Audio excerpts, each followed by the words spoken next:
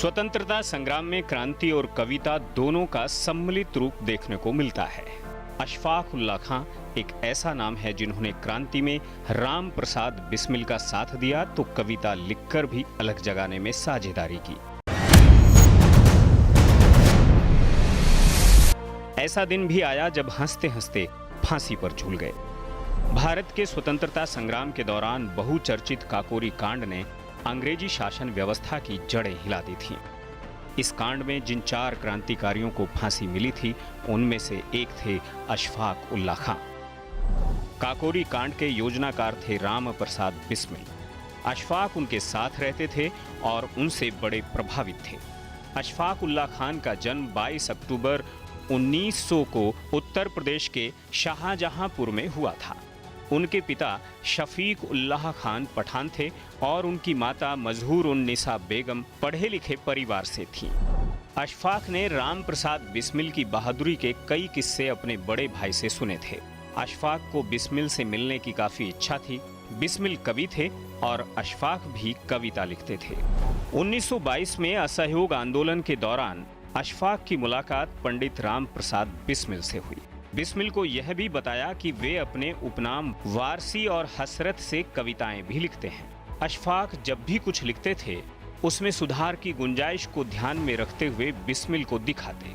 अशफाक जिगर मुरादाबादी की एक गजल गुनगुना रहे थे, तभी बिस्मिल ने कहा, मेरे कृष्ण कन्हैया कोई नई रंगत की बात भी तो कहो। इस पर अशफाक ने कहा, तो राम भाई अब आप ही इसमें गिरह लगाइए। उसी वक्त पंडित राम प्रसाद बिस्मिल ने कहा, सरफरोशी की तमन्ना अब हमारे दिल में है, देखना है जोर कितना बाजुए कातिल में है। ये सुनते ही अशफाक खुशी से उछल पड़े। इन लोगों ने 10 युवकों की टोली की एक शिवाजी समिति बना रखी थी। गेंदालाल दीक्षित इन क्रांतिकारियों के गुरु थे। क्रांतिकारियों के सिर पर भारत से अंग्रेजों को बाहर निकालने की धुन सवार थी। अशफाक बिस्मिल के हर कदम पर साथ होते थे। वो भारत माता के लिए गीत भी लिखते थे और भजन भी। अशफाक उल्लाह खान को गीता का भी गहरा ज्ञान था। बिस्मिल के लिए वे कृष्ण शब्द का प्रयोग भी करते थे। क्रांतिकारियों ने 9 अगस्त 1925 को लखनऊ के नजदीक काकोरी रेलवे स्टेशन के पास सरकारी खजाने को लूट लिया ताकि बड़े पैमाने पर हथियार खरीदे जा सकें। इस घटना से इंग्लैंड से भारत तक अंग्रेजी सरकार का पूरा तंत्र हिल गया। ब्रिटिश सरकार ने सीआईडी इंस्पेक्टर तसद्दुक हुसैन के नेतृत्व में स्कॉटलैंड की पुलिस को इसकी जांच का काम सौंप दिया। बिस्मिल पर अशफाक को पूरा भरोसा था, इसलिए तसद्दुक हुसैन की सारी चाल नाकामयाब हो रही थी। अशफाक की मां भाई भतीजे भतीजी से मिलकर अशफाक को सरकारी गवाह बनाने के लिए पुलिस अधिकारी तसद्दुक हुसैन जोर लगा रहा था। बाद में अशफाक ने एक पत्र लिखा जिसमें तसद्दुक की चर्चा की गई थी। यही बात बिस्मिल से भी अंग्रेजों के लोग कर रहे थे, लेकिन बात नहीं बनी।